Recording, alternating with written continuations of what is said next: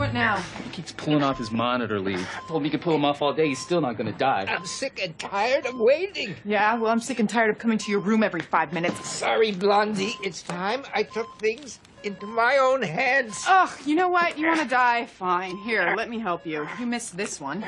Damn, you're still with us. Oh, wait, this looks promising. A nice thick wire.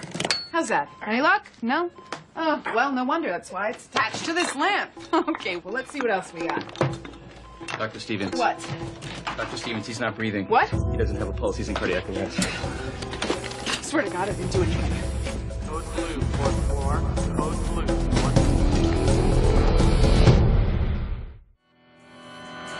Are the epi and atropine in? Epi's in. Pushing atropine now. CPR, let's see what happens.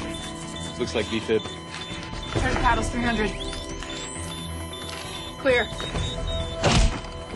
No change. Charge again. Clear. I've got a pulse. Charlie? Charlie? Oh, stop saving my life. I can't believe I said all that. Do you believe I said